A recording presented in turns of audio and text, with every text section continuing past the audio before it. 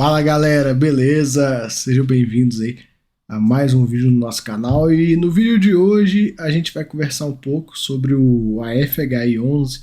Sei que esse é um fundo que muitos de vocês gostam, né? Esse fundo que está num hype aí bem interessante. Se a gente pegar os fundos de papel como um todo, pouquíssimos fundos ainda estão conseguindo segurar um ágio na cotação. A grande maioria já está sendo negociada muito próximo do VP ou até abaixo dele, né?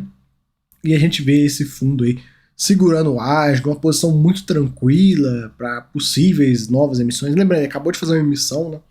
Conseguiu captar muito bem, diga-se de passagem. Então ele está numa posição bem confortável, né? Isso é bom. Então a gente vai dar uma olhada no relatório, ver os pontos interessantes, tem algumas coisinhas legais para a gente ver e também o principal é entender para qual direção vai o fundo, muito na questão entre IPCA e CDI. A gente vai conversar disso já já. Então, deixar aqui o disclaimer inicial dos vídeos. Galera, eu tenho que ficar passando esse disclaimer, não tem jeito.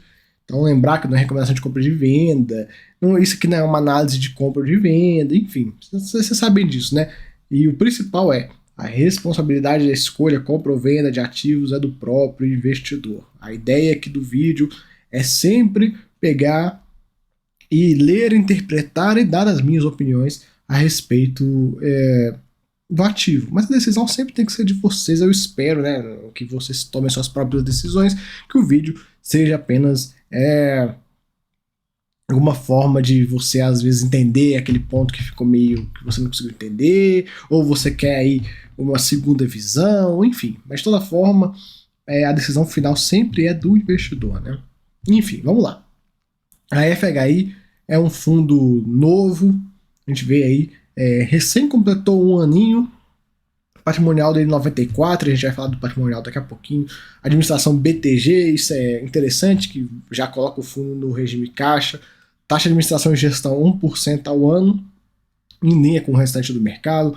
Cota de mercado R$100, como eu falei com vocês, né? Tem o ágio, que ele consegue segurar. São 12 mil cotistas, um dividendo que ele pagou no último mês de 1,30 e o patrimônio de 234 milhões. Está crescendo, hein? Está crescendo. Quem lembra desse fundo quando mal tinha 100 milhões de reais? Está indo devagarinho, vai um passo por vez. Daqui a pouco, pessoal, esse fundo vai estar com um bi. Tem tudo para bater um bi. Assim, a questão de tempo. A questão de tempo. E como a gestão é muito pé no chão, muito tranquila, não tem aquele frenesi, né, de emissão em cima de emissão, aquela loucura e tal. Então a gente vê aí que o tempo vai fazer com que esse fundo cresça cada vez mais. E olha que a gente está num momento bem desfavorável para crescimento, né, de fundos. O mercado não está naquela loucura. Imagina o mercado quando voltar aquela loucura igual foi aí quando a Selic estava em 2% e tal. Aí vai fazer emissão de meio bi, vai captar tudo e aí já viu como é que vai, né? Enfim, fundo teve um lucro de 3 milhões aí no mês, que teve um resultado acumulado distribuído de 1,70 e eles optaram por distribuir 1,30, né? De maneira bem inteligente, reservando um saldo remanescente para poder minimizar o impacto do cenário de deflação. A deflação de julho já foi confirmada, já teremos deflação, né? Isso aí já é um fato, e agora temos agosto com também uma possível deflação. Tudo indica que vai vir mais ou menos ali algo próximo de menos 0,4, né? Menos 0,40%. Então a gente vai ter 2 meses aí de uma deflação assim até considerável. Setembro ainda tá aí meio que na dúvida, né? Mas eu também não duvidaria que se tiver deflação em setembro. Já comentei, já fiz vídeo aqui no canal falando com vocês, né? Dessas questões, né, de inflação, de possível deflação, o que acontece, o que não acontece no fundo, então, nos fundos em geral, né? Então a gente já tá meio bem ciente desse assunto. Ele traz um ponto que o resultado acumulado não distribuído do fundo hoje está no valor de 30 centavinhos e o valor que está acruado nos CRIs totaliza aí 77 centavinhos. A deflação, pessoal, a gente vai acompanhar, vamos ficar vigiando isso aí para ver como é que a deflação vai agir nesses valores acruados aqui dos fundos como um todo, né? Alguns CRIs têm proteção para deflação, mas aí dentro dessa proteção tem proteções que a deflação não é mensal, é só anual, enfim. Como são várias coisas muito específicas de cada operação e tal, não dá pra gente falar de forma geral, mas pode ser que a gente possa ver esse valor aqui caindo das duas formas, né? Sendo as amortizações sendo recebidas, esse valor sendo destravado, ou também a deflação começando a corroer um pouquinho desse valor. A gente vai ver aí acontecer, vamos observar essa dinâmica nos próximos meses. O patrimonial do fundo teve uma leve queda de R$1, saindo de 96 para 94,77, devido à marcação a mercado realizada pelo administrador da carteira. Já comentei bastante sobre isso, como é que funciona e tudo.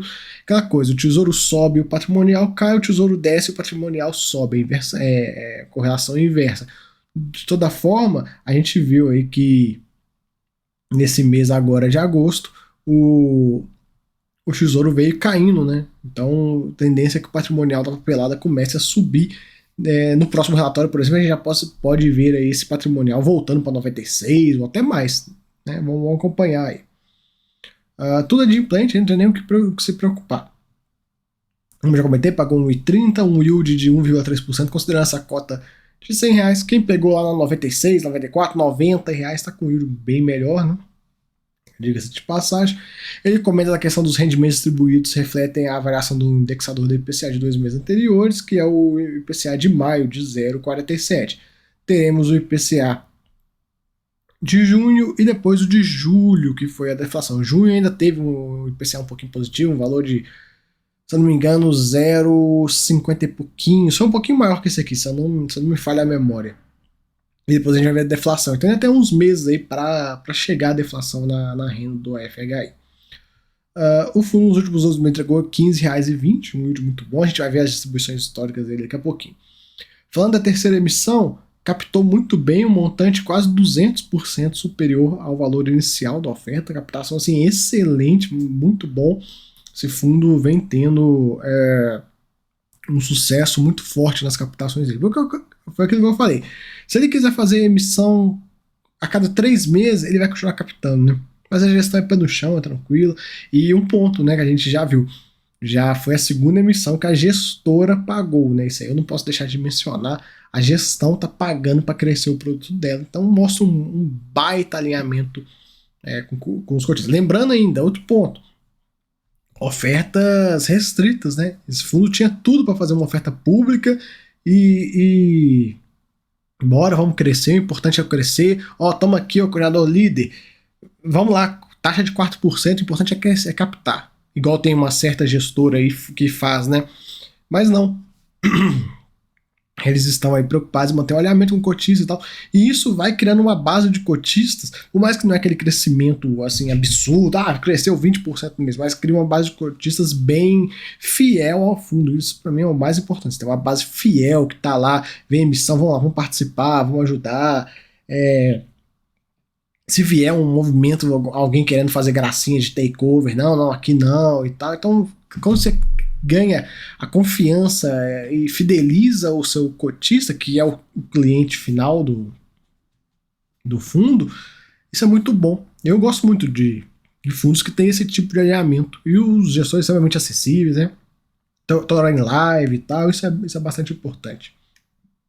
Vamos lá, um pouco das movimentações. Eles venderam parte desse Infina Total a taxa de PCA mais 11, aumentaram a posição no esse Pernambuco, uma taxa de CDI mais 5. Então a gente vendeu IPCA 3 milhões, comprou 6 milhões de CDI mais 5.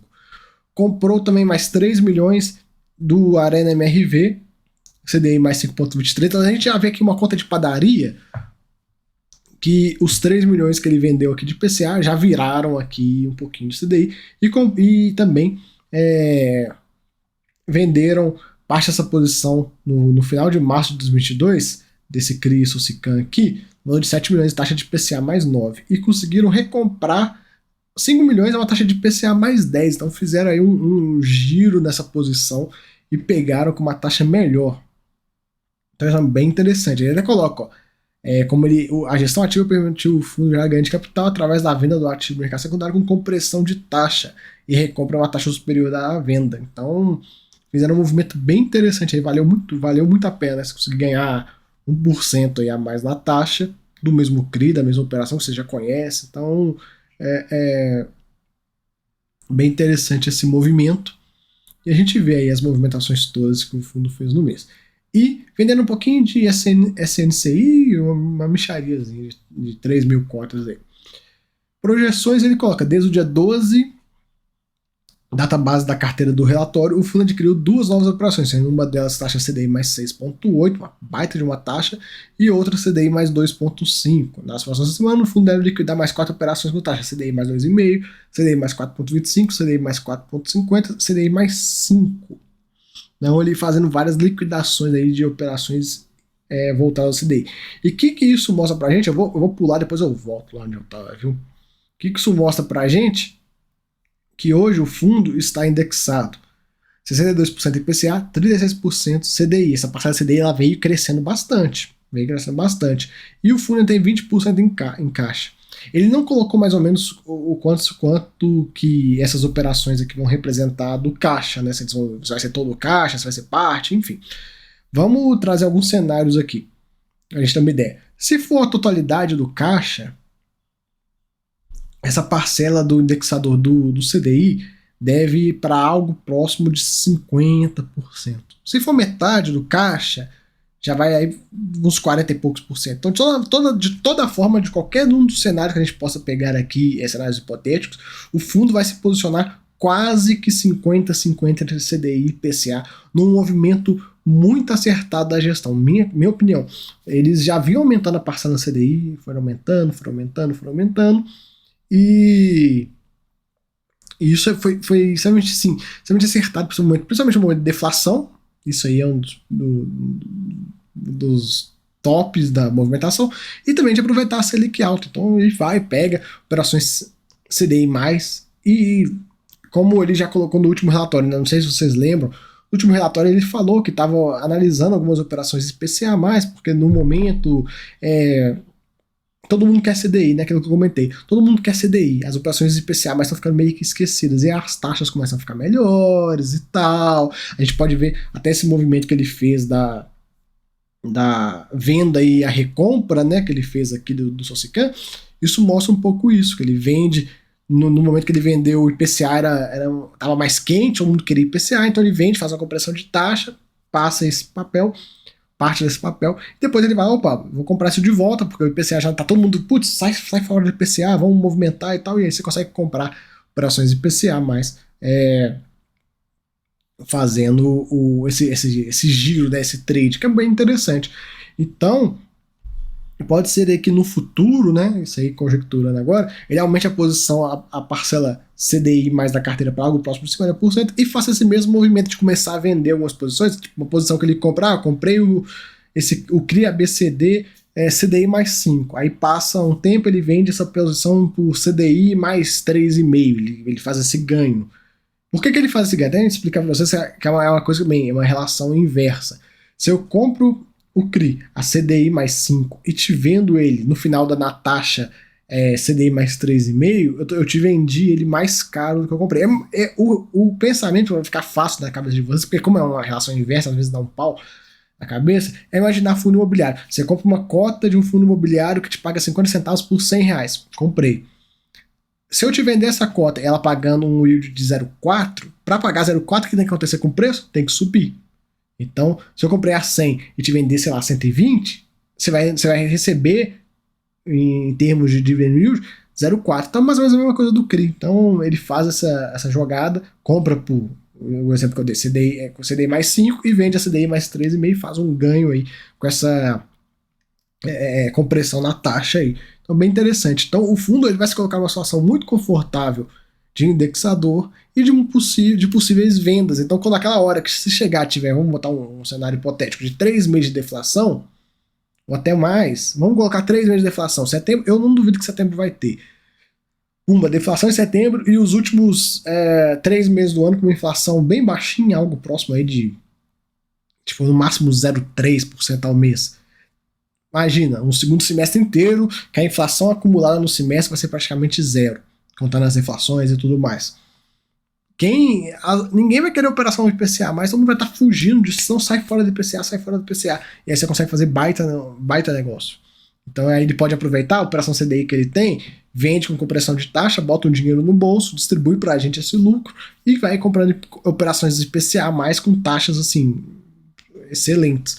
Então é uma movimentação que o fundo pode fazer. Até também, não só comprar operações, mas de toda forma você originar as operações também, né? Então um movimento bem interessante da FHI, a gestão se colocando numa posição muito confortável, muito confortável. Os cotistas também, né, numa posição confortável. Tem muito fundo de papel, pessoal, que agora, já nessa altura do campeonato, que o gestor tá falando, putz, vamos aumentar a participação em CDI. Enquanto isso, a FHI, vocês lembram aquela live que eu fiz com eles lá atrás?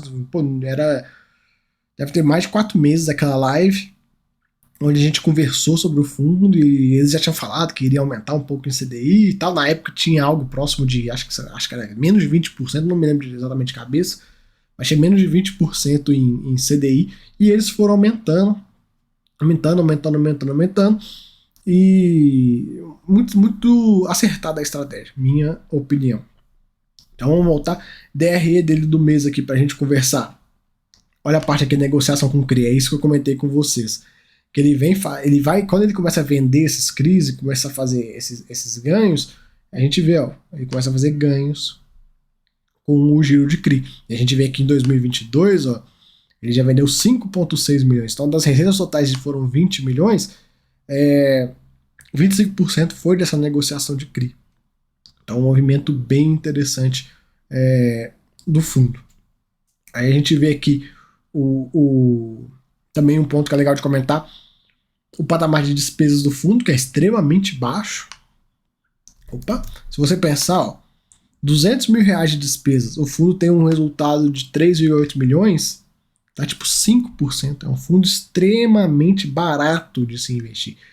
Tem gestoras aí que esse valor aqui é algo próximo de 15% das receitas. Então, a gente vê o fundo trabalhando com um patamar de custo muito baixo, né? Muito baixo. A gestora, eu falo assim, a gestora poderia muito bem botar uma taxa de performance, que eles já colocaram e derrubaram, eles abriram mão da taxa de performance, né? Bom também de lembrar isso para vocês. Poderia muito bem estar recebendo aqui algo próximo de 300 mil, 350 mil reais, ficaria ainda dentro do aceitável de todos os fundos. Você pega aí, o que eu acho como aceitável, que eu vejo como comum dos fundos. Fundos que o nível de despesas dá mais ou menos 10% do valor das receitas totais. Então, o fundo ele opera aí num nível de custo para o cotista muito pequeno, onera muito pouco o cotista. Isso é muito bom.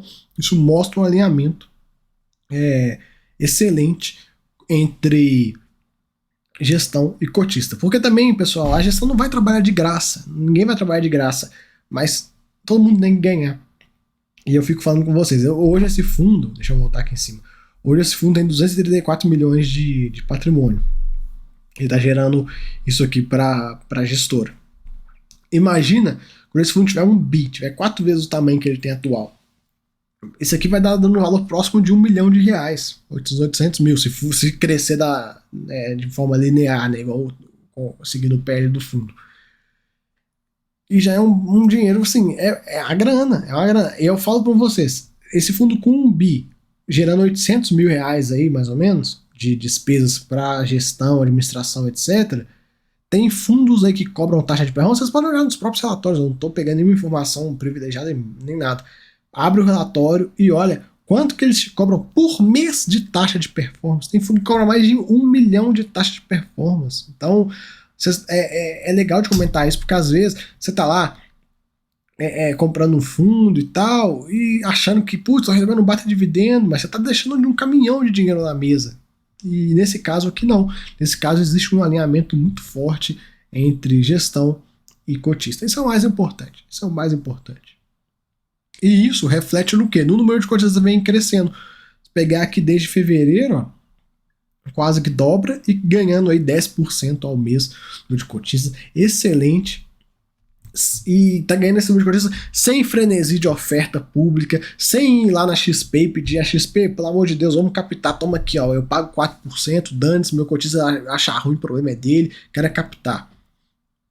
Então só fazendo um trabalho bem legal, né? No patrimonial, comentei com vocês, pode ser que no próximo relatório a gente veja um patrimonial indo para casa dos 96, não duvido. Até um pouco mais, dependendo. É difícil de calcular isso, mas que vai subir, não vai estar 94 no próximo relatório, a não ser que o Tesouro comece a subir novamente, mas não é o caso. O que a gente está vendo ele caindo. E aqui, ó, nos últimos rendimentos do fundo, a gente consegue ver, esse ano, o menor rendimento foi 1,30, que foi o que a gente recebeu esse mês, né? E que a gente recebeu também lá em janeiro e fevereiro. Então, um fundo, um baita pagador, um dos melhores pagadores aí, diga-se de passagem. Aqui um pouco do volume da cota, liquidez muito boa, 1 milhão, entendeu? Comentar. E a carteira dele, a gente vê aqui. Se você quiser fazer o download em Excel, tá aqui e tal, tudo bem fácil. E as taxas, vencimentos e tal. Um ponto, pessoal, você pode olhar a carteira e falar, putz, mas não tem tanta informação e tal. Se você quer mais informação sobre os CRIs, ó, já vou descer aqui, ó, clica aqui, visualizar a operação, tem um site deles que tem tudo lá de forma bem discriminada. Aqui um pouco do resumo da carteira, então a gente vê 49% do PL alocado em CRIs e PCA mais 7,63 de taxa média. Temos 29% do PL alocado em CDI, ele não colocou a taxa média aqui, mas enfim, CDI mais. E temos mais 20% alocado em caixa. Foi o que eu comentei. Se você olhar aqui, os números não batem, né? Por quê? Porque esse aqui é só para o indexador. Esse gráfico desconsidera o caixa. Mas, se você olhar aqui, se todo esse caixa, como eu comentei com você, se todo o caixa do fundo for utilizado, ele chega aí no patamar bem próximo de 50%. Então, a gente vai acompanhando aí as movimentações dele. Se ele utilizar tudo o caixa, ele vai ficar quase que 50-50 entre PCA e CDI. Se ele usar parte do caixa para isso e tal, aí vai ficar algo próximo aí dos seus 40%, 60-40 ou 50-50. Mais ou menos isso que ele vai utilizar. Aqui um pouco das movimentações, conforme a gente já comentou. Quantidades, preços médios, o valor financeiro, tudo de forma extremamente clara para a gente conseguir entender. Beleza? Tudo extremamente simples aí. A alocação do fundo, já comentei bastante isso aqui também. O tipo de risco, a gente vê também. A classificação, né, entre high grade e high yield, a gestão coloca aqui também de forma fácil. Os segmentos, bastante coisa, bastante corporação, securitizadora também, uma diversificação legal.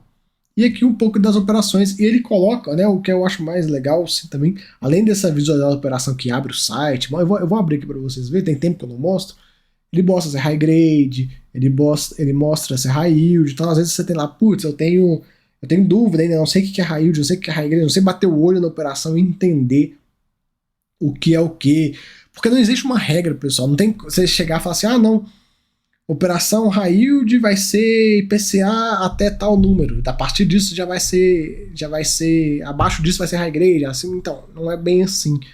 Vai depender muito de questão de garantias, etc. Então, às vezes você vai ter uma operação com uma taxa parecida. Por exemplo, eu vou mostrar aqui de forma bem fácil. A gente tem esse 32 Realty aqui. IPCA mais 7,5. Se você olhar assim, o IPCA mais 7,5, você bate o olho e fala, não é tão high yield assim, né? Comparado, por exemplo, com essa operação aqui, que é IPCA mais 14. Ou, por exemplo, comparar com essa daqui, que é uma high grade de IPCA mais 11. Então, se você olhar só a taxa e não olhar mais nada, seria falar o seguinte, essa infinita é high grade, esse reality é high grade, e esse aqui é high yield, mas não é o caso, a gestão já vai e coloca para você, é bem legal isso, facilita um pouco a vida, até porque, deixa eu clicar aqui enquanto vai abrindo, porque tem outras nuances além da taxa, às vezes você vai ter uma operação com uma taxa mais elevada, mas que tem um caminhão de garantias, todo qualquer tipo de garantia possível e imaginável, e aí você está muito bem protegido de um possível problema. Então é interessante ver isso e ver como é que a gestão coloca de forma extremamente clara para a gente o que é o que, né? Aqui, já aproveitando, né, vendo as operações dele aí, quem conhece, GGR é do GGRC, e tantas outras operações aqui que a gente já conhece e já vem acompanhando. Deixa eu abrir aqui o site, ó. A gente consegue ver o site aqui da operação, devedor, emissor, o IF. Isso aqui para mim o principal é o IF, pessoal, porque você pega esse carinha, joga no Google, você consegue entrar no site da securitizadora, ou você entra mesmo no site da securitizadora e usa esse código no site, você vai ter acesso a todos os documentos do CRI. Então, putz, sei lá, vou usar um exemplo teórico aqui. Eu conheço essa operação, eu sei que não tá vendendo e tal. Putz, a gestão, no caso da gestão desse fundo não vai fazer isso, mas a gestão não tá colocando isso para mim, né? Tá escondendo essa informação. Você joga o IF, no site da securitizadora, você consegue ver tudo a operação. Então, putz, tá tendo algum fato relevante de alguma coisa que não pagou e tal. Tá tendo alguma assembleia aqui que é sensível ao fundo, ao CRI, vai ter algum impacto, então você já consegue ficar de olho, né? Claro, o ideal é você confiar no gestor que você está investindo. Você não tem condição o investidor ficar. Putz, eu tenho minha carteira com 5 fundos de CRI, todo mês eu vou abrir o site da calculadora de todos os CRIs. Putz, vai dar 5 fundos de CRI, vai dar algo próximo de uns 200, 300 CRIs. Imagina você abrir todo mês isso para checar. Não tem jeito, você tem que confiar no gestor. Então por isso que você vê, quando você vê uma gestão que te dá as informações todas de forma extremamente clara, tudo que você precisa, o relatório bem escrito, etc, etc, etc, você fica mais tranquilo. Da mesma forma que quando você pega um caso, igual já aconteceram, igual eu já trouxe aqui no canal, né, alguns defaults já aconteceram, que a gestão ficou caladinha, né, vocês sabem, tem vídeo que eu já fiz, onde eu mostrei que o negócio estava acontecendo assim, há meses estava acontecendo, e aí você, putz, por exemplo, na minha opinião, quando eu vejo uma operação que tem há meses está acontecendo várias assembleias para decretar vencimento antecipado, ou o cara não pagou, não sei o quê, e eu vejo isso, e eu comparo com o fato relevante que a gestão me entregou, só falando que a merda estourou, eu fico pensando, por que vocês não avisaram lá atrás? Então isso é um ponto para mim que conta muito. Então você tem que confiar no gestor do fundo, seja no fundo de CRI, seja no fundo de tijolo, mas no caso, no fundo de CRI, falando que você tem que confiar no gestor. Então se você tá aqui, putz, gostei da FHI, gostei do fundo ABCD, cara, assista as lives pra você ver o gestor, pra você bater um papo, né, mandar sua pergunta e tudo. Geralmente a live te ajuda muito a esclarecer suas dúvidas. De toda forma, galera, fica aí o relatório da FHI, a gente pegou praticamente todos os pontos que tinha para falar, então trouxemos tudo aí, e eu espero que vocês tenham gostado do vídeo. Até a próxima, fui!